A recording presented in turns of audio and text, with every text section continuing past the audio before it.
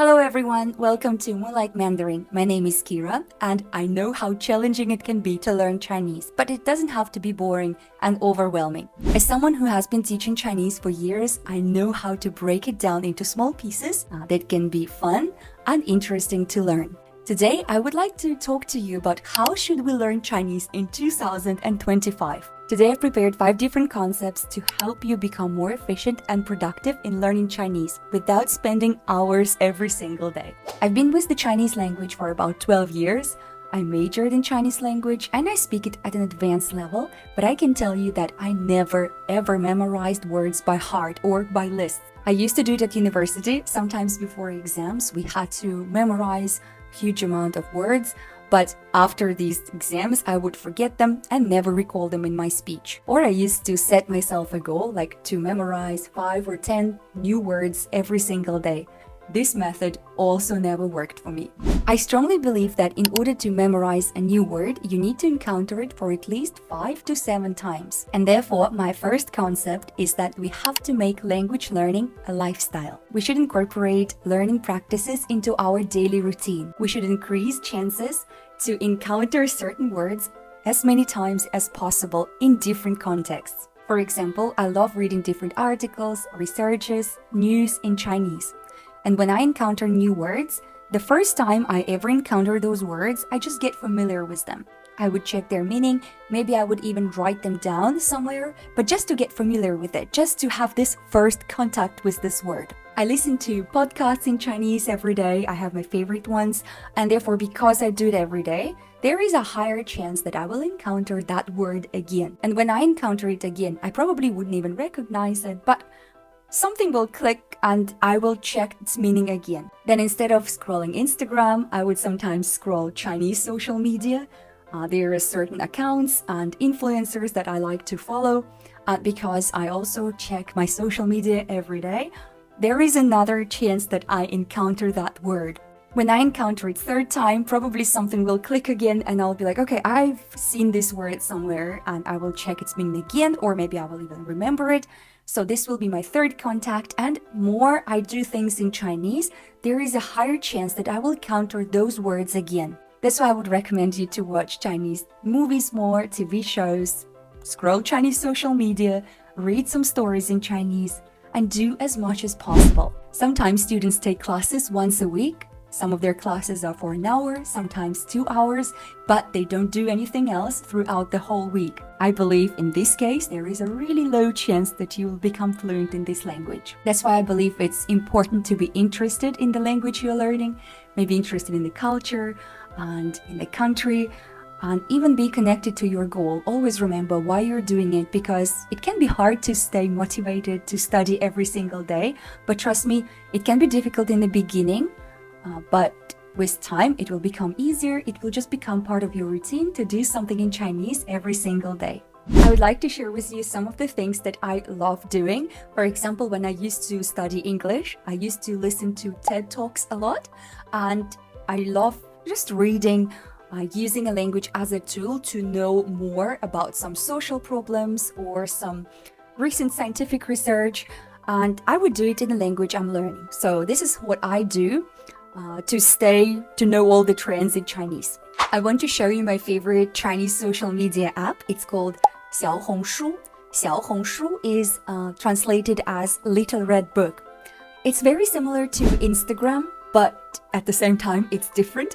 There is a lot of content on Instagram that I'm not interested in, but on Xiaohongshu, there is a lot of useful content for studying. So here, you can see.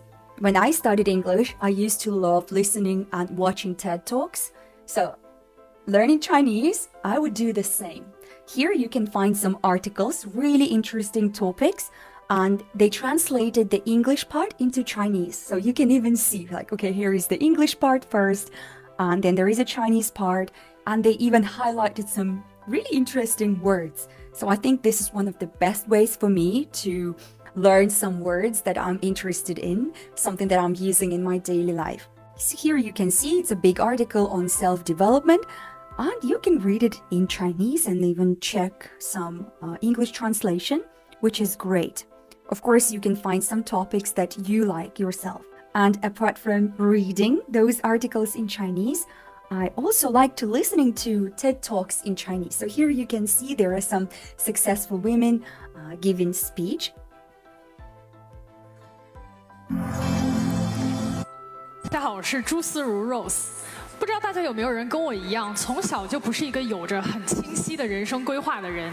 从小我就对我们被问 When I watch such videos, I like to practice and repeat after them at the same time because I believe in order to give this speech, they prepared a lot and they have very good intonation and it's easy to repeat because they don't speak too fast. For example, some students like to listen to news and repeat after their news reporter. I will not recommend that because the news reporter is usually reading the script from the teleprompt and they speak too fast. People don't usually speak like this in their daily life. Therefore, I would recommend you to watch some interviews or such performances like TED Talks and practice your intonation, your shadowing with them. For some TED Talks, you can even watch the video and then see the Chinese translation as well. There are loads of articles like this and you can see they're so well decorated that it's even pleasing to your eyes to read it. Another thing I love doing is reading out loud. Actually, reading out loud is one of the best practices you can do for your language learning because reading out loud, you're encountering these words in the context and you're actually saying them and there is a higher chance that you will remember this word.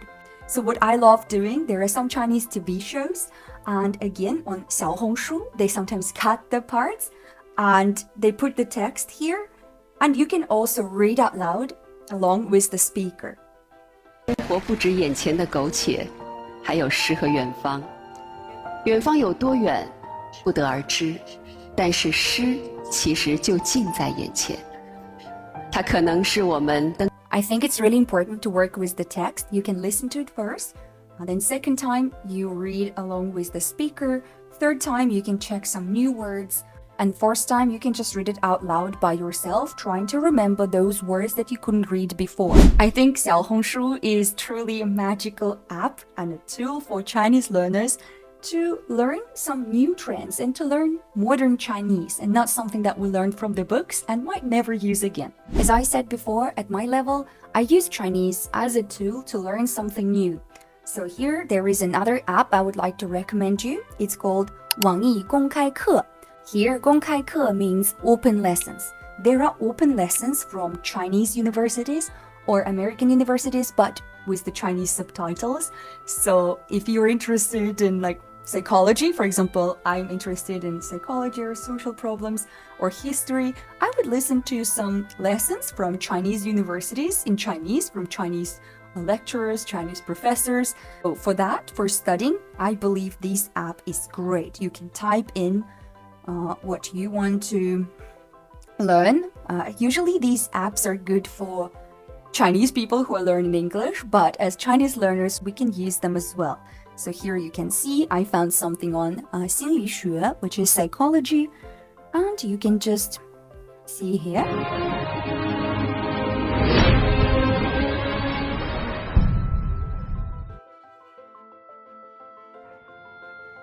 好，我们开始上课。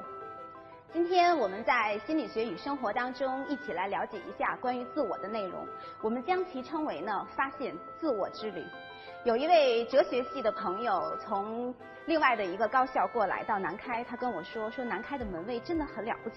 我说此话怎讲呢？他说门卫拦着。Okay, can't wait to finish this video and actually I would like to listen to this lesson. Okay, I have mentioned that I like to listen to podcasts, watch some TV shows or scroll my Chinese social media. Therefore, my second concept is try to use different methods. If you only listen to podcasts, that wouldn't work. If you only read something in Chinese, that wouldn't work. You need to do all of these things. Recently, I've encountered a student. Her Chinese level was quite high. She could read a lot of characters, so her reading was quite advanced. But the problem was she couldn't speak the language. And when I asked her questions in Chinese, using the words that I know that she knows, she could not identify them by ear. So she basically just learned the written language and she couldn't speak it. And I believe that speaking the language is so important because this is the main motivation, right? So you are able to speak a new language, open up a new world for yourself, and meet a lot of new friends. So I think it's equally important to understand the language by ear, be able to speak it, read it, and write it. First of all, if you're new to learning Chinese, of course I would recommend you to take lessons because it's so important to have somebody who would provide you with feedback. As language learners, we will make a lot of mistakes, and that's okay, but in order to progress, we do need to identify those mistakes and learn from them. So I would recommend you to have lessons with teachers. I would also recommend you to watch some video lessons. Video lessons are good for learning new material, and then you can practice it live with your teacher. Sometimes students say, oh, I just want to learn spoken Chinese and I want to practice speaking as much as possible. Again, I think that theory is also important. We are learning a new language, and in order to understand the new grammatical concepts, we do need to know the theory and then be able to practice it. After classes, also please watch some TV shows and listen to podcasts because this is important to just become more familiar with the language of how it sounds and hear those words that you learned by someone else saying them. By incorporating different methods, you can watch some video lessons to learn the theory. Then have lessons with your teacher so you can get feedback and practice your speaking skills. After lessons, try to listen to podcasts and watch some TV shows or even maybe some TED Talks or learn do something that you like, but in the language you're learning. Switching between different methods keeps things fresh and exciting so you never get bored studying. Chinese language is unique, and the way you are learning Chinese can differ from the way you would study English because Chinese has tones, and tones are very important. Because there are about 400 syllables in Chinese, and we use those syllables to create words. 400 syllables wouldn't be enough to cover all of the words we need for daily life. Therefore, there are tones to differentiate those words. So, it's important to pronounce the tones correctly. A lot of people say, oh, I don't pronounce Chinese tones correctly, but native speakers can still understand what I'm saying. Sometimes it can be clear what people say from the context, but I know that Chinese people often avoid talking to foreigners because they know it's going to be so difficult. They know that there is a great chance they won't understand you. It's really stressful. If you want to have a good quality conversation with native speakers, you do need to master Chinese pronunciation. Step number 1 would be to learn how to pronounce initials and finals correctly. There are some initials and finals that look exactly the same way as in English, but the way we pronounce them is different. So please study how to pronounce those sounds correctly. Step 2 would be mastering the tones. There are only 4 tones, so it's actually not as difficult as you think. If you invest time into practicing every day, just little by little, you will master those tones. It doesn't have to be perfect right away, but with time, you will be so grateful to yourself for spending time practicing the Chinese phonetics. Concept number 4. Try to improve just by 1% each day. I love this idea of small, consistent progress. It helped me master English and it helped me master Chinese. Instead of trying to understand and learn everything at once, try to just concentrate on small things. Try to aim to just get a little better every day. Those tiny steps build up into something amazing over time. I've mentioned a lot of different methods on how you can practice. What really matters is to actually stay focused and pay attention and be present in your practice. Watching movies, listening to podcasts is important, but sometimes it's not enough. What you need to do is to sit down and actually do the practice. Even if it's just 30 minutes, but by watching this movie, try to do some things like try to look up words, write them down, even if you will not look at them again. That's what happens to me a lot. I write down the words, but I never go back to them. But still, just by writing it down, you're still doing something and you still create, you still pin them in your memory a little bit.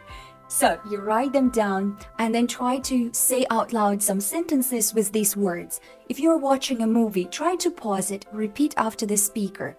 And again, if there is a word you don't know, check it out, write it down. Try to stay active in your practice. Just listening to the content would probably get you familiar with the sound of the language, but you won't learn anything new. Even if you don't know what to do today and you have limited time, just sit down and try to talk to yourself.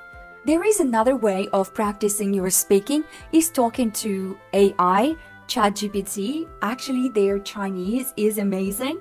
Sometimes I tell them like, oh, can you speak Chinese with me? And each time I finish speaking, can you improve what I just said? Can you make it sound more advanced?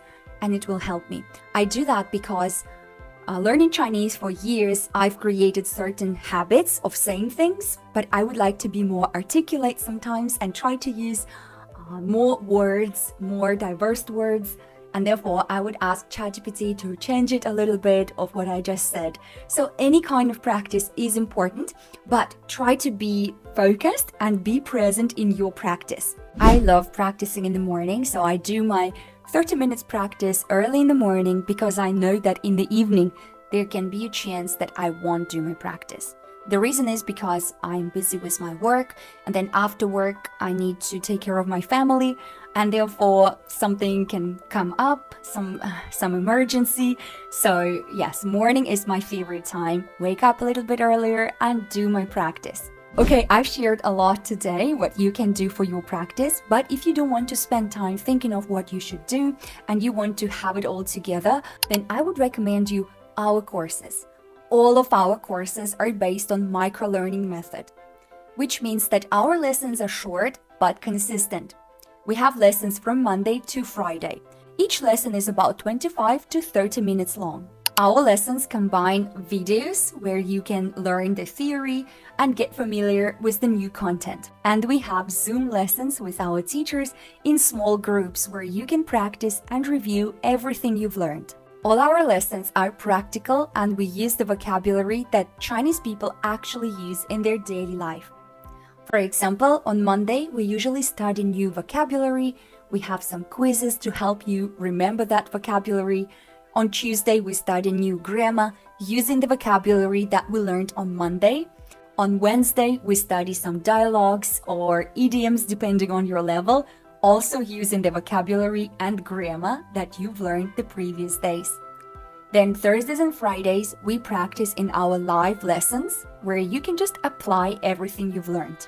This way, we make sure that our students encounter those words at least 5 to 7 times so they can remember them. We have an online platform where you do your practice, and live lessons happen in Zoom with our professional teachers. All our teachers are majored in teaching Chinese as a second language. If you're not sure which course to attend, we also offer some free consultations, so please check our website for more information. I hope you all have a clear goal why you need to get better in Chinese in 2025, and you can start using these effective tools. I wish you all good luck. If this video was useful for you, I hope you subscribe because a lot of people just watch the videos but never subscribe. With your support, we will be able to create more useful videos for you. So please hit that subscribe button and also like this video. If you have any questions, leave them in the comments, and I will see you next week. Bye bye.